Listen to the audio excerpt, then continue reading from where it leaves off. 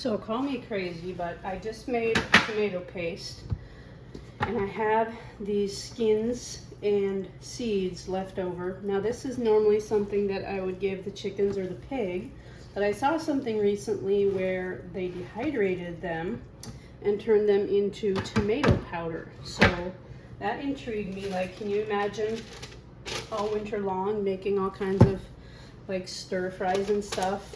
And if you want to infuse a little tomato flavor, you have this wonderful tomato powder that you made with discarded tomato skins.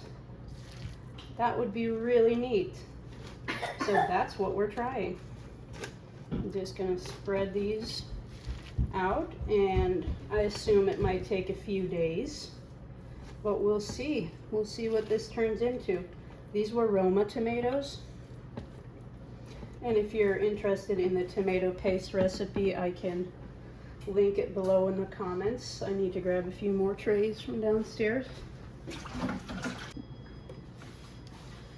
I wonder though if I probably shouldn't be blocking where the fan is gonna blow, so I'm gonna cut a hole right there in my parchment paper so that air can circulate. And usually when I dehydrate things, I will rotate them. For example, at the end of the day,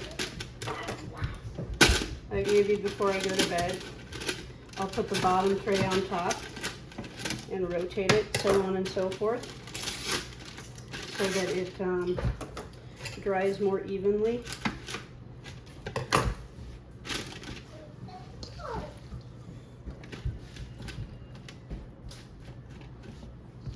I don't have a food mill to make tomato paste, so I just squeezed it out as best I could with my hands, but I think it would be a lot drier if I did have a food mill. So that's why I'm thinking it might take a little bit. Okay, we'll do one more. We could probably get this plugged in.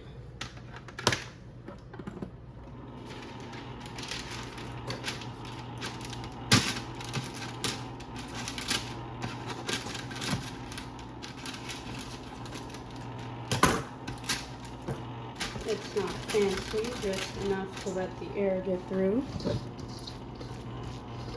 And I guess if this doesn't work out, next time I will not rob the chickens and the pig of their treats. They absolutely love these tomato scraps. But they'll have plenty more. Okay, so we'll see what that looks like by tonight. It's almost noon right now, so that'll be maybe 6 hours, or maybe 8 or 9 by the time we go to bed. So we'll see what it's doing at that point, if it's changed at all. I'm stepping outside for a few minutes, take the baby on a little stroller ride and to get some fresh air, check on everything and everybody. It's supposed to be up to 100 degrees today, but it's like in the 70s right now, so nice and cloudy and cool. But it has been 100 the last few days, so just need to make sure everybody's doing okay. Make sure everybody's water is full and stuff.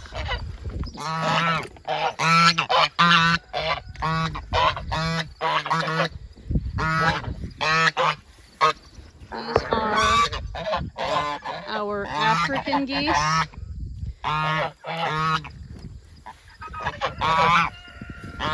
They don't like the camera. They actually perceive it as a threat. See, I think this is the male trying to attack the camera.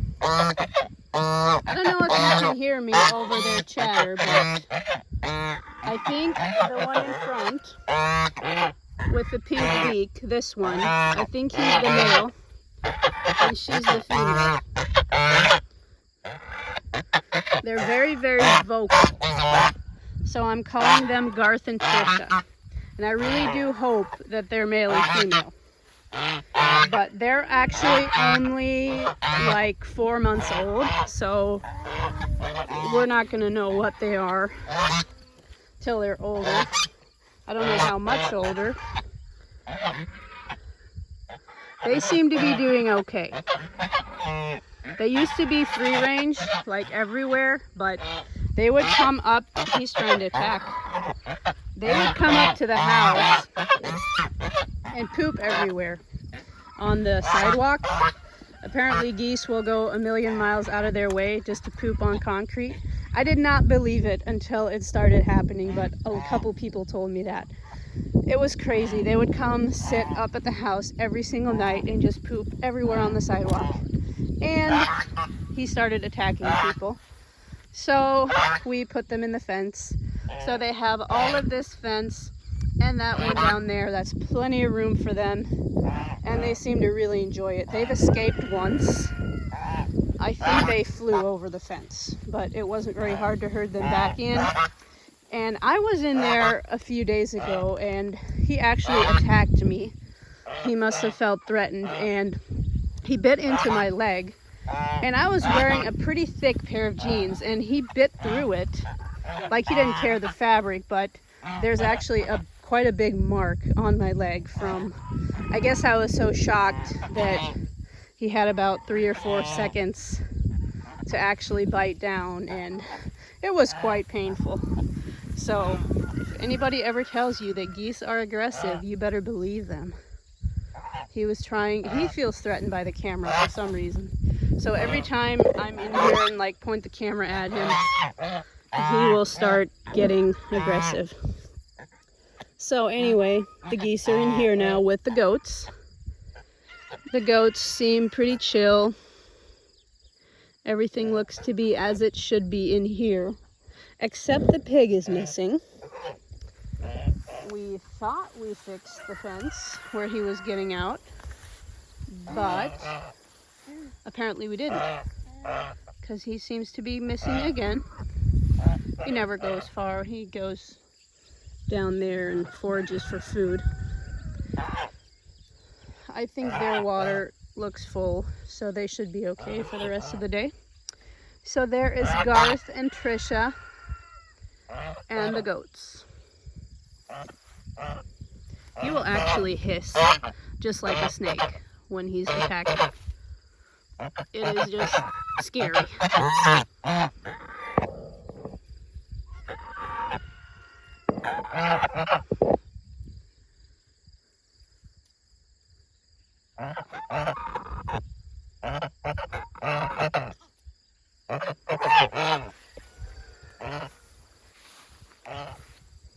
I'm pretty brave when there's a fence between us.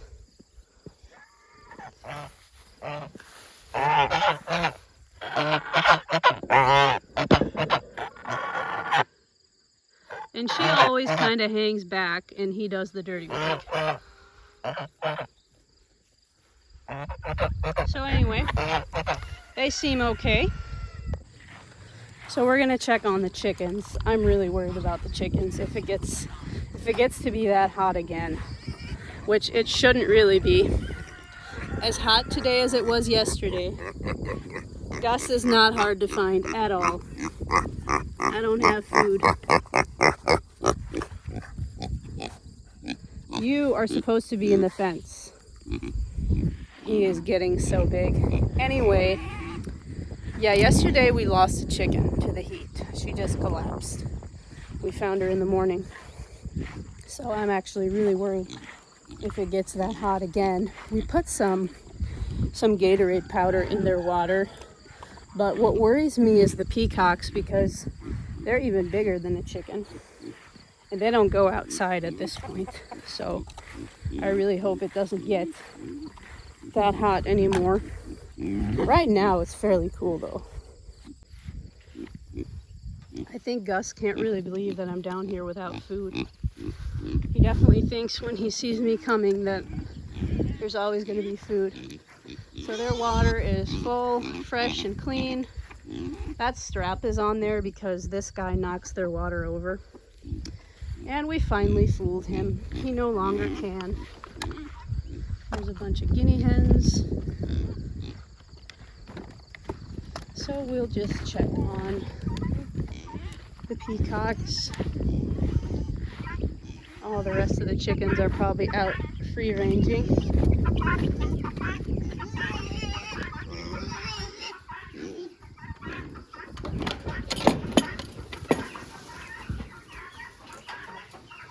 Oh, Dolly's here.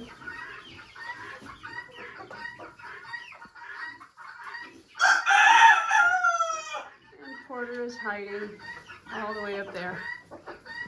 They seem to be doing okay. But it's not very hot right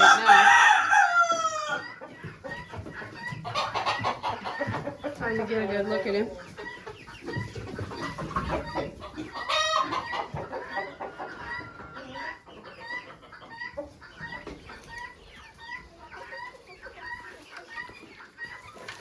That's not for you, Gus.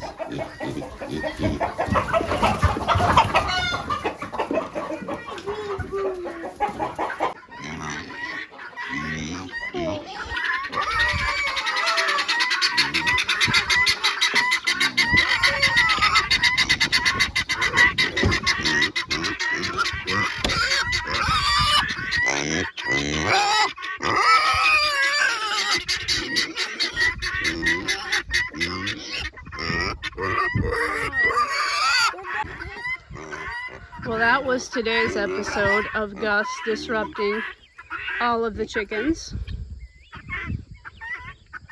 It's finally quieting down a little bit. He used to fit in here, and he would go and steal the chickens' food, spill their water.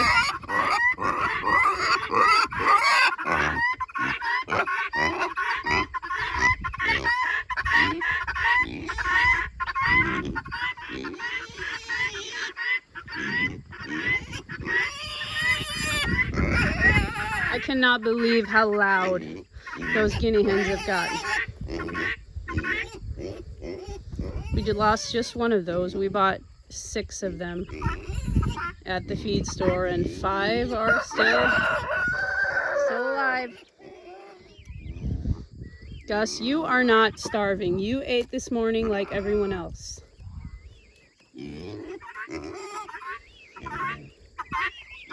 Well, it seems like everyone is doing okay down here. The waters are still full. Gus can't spill them. And it's still cool. So I hope it stays that way.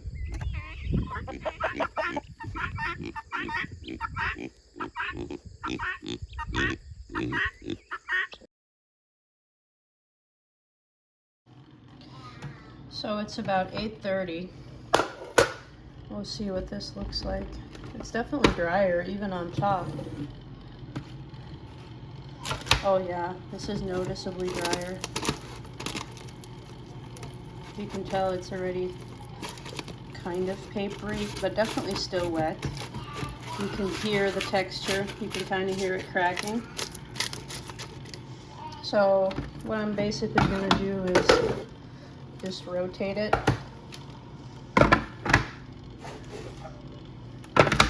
So this was on the bottom, that'll be on the top. And we'll see how it's looking tomorrow morning.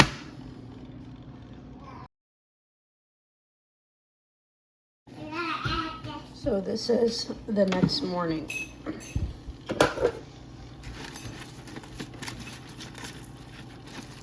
Still a little wet on this top one.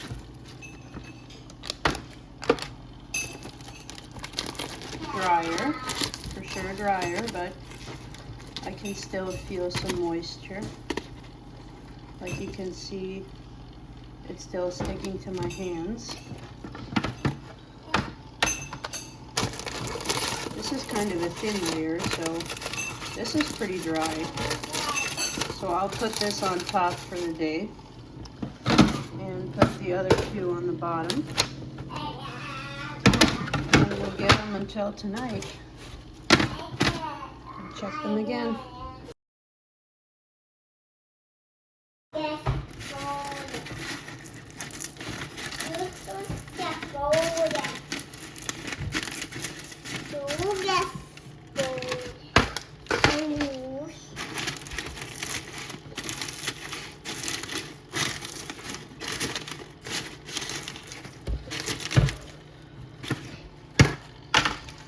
No. No.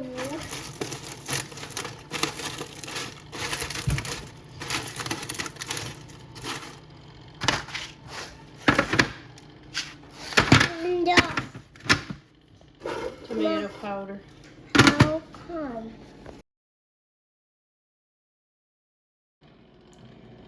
All right, this is the next morning. So it's been about, what now, a 2-day process? Not too bad. Well, this is dry. You can hear and see it breaking. So the first one is ready for the food processor. This one is also dry. Oh yeah, it is all dry and ready to blend or grind into a powder. Okay, I've got my Magic Bullet blender, and I think this is the grinding attachment. So we'll try that first, and if it doesn't work, we'll use the blender one.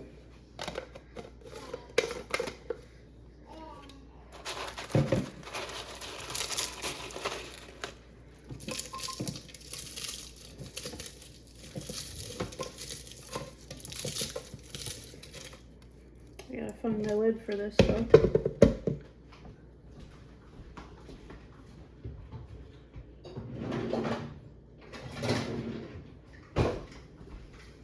Okay, here goes.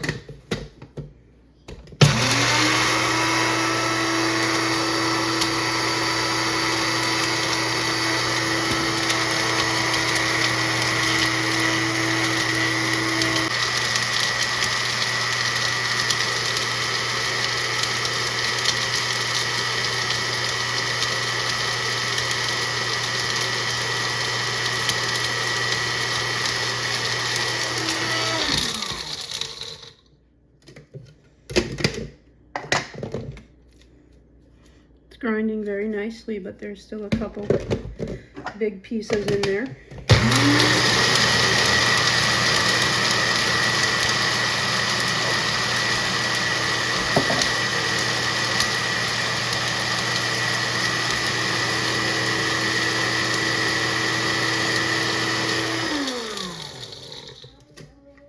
So I've been reading about this, and a couple of the uses that I found are for vegetable stocks and soups.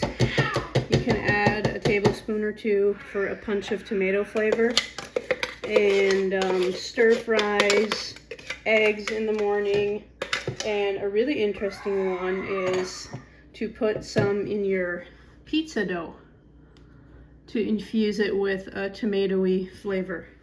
That's definitely something I'm gonna try. That sounds amazing.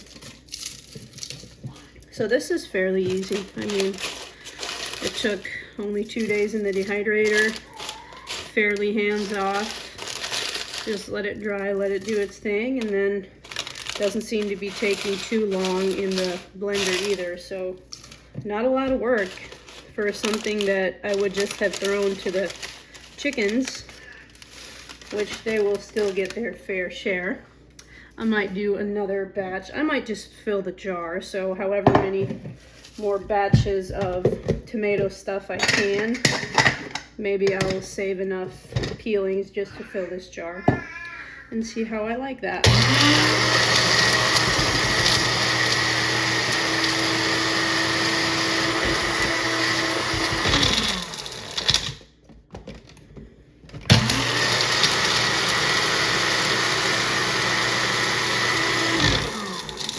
I think I either overfilled it or I need to crumble it more.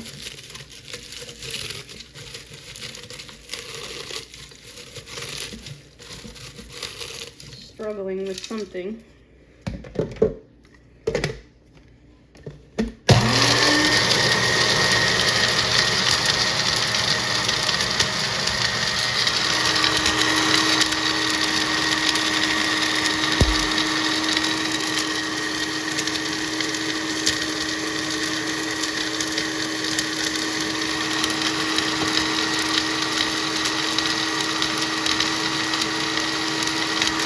So So that was actually a much bigger yield than I expected. I almost filled my pint jar from just those 3 dehydrator trays. This stuff smells amazing. I cannot wait to try using it. It grinded without a problem. It is definitely dry, but maybe for good measure, I will throw in a little oxygen absorber thing just to be on the safe side. I like to do that when I do homemade projects like this, but yeah, I'm excited to try this. And for how easy this is, if it turns out as good as I think, I'll definitely be doing that again. So there is a good idea if you're wondering what in the world else you can do with your tomato scraps besides throwing them away. So try that. That definitely looks like it deserves a permanent place on the spice rack. That is beautiful. I love it. Check out this beautiful moon tonight. Isn't that something? Anyway, guys, thank you for watching. As always, don't forget to like, share, and subscribe so you never miss a video, and we will talk to you soon.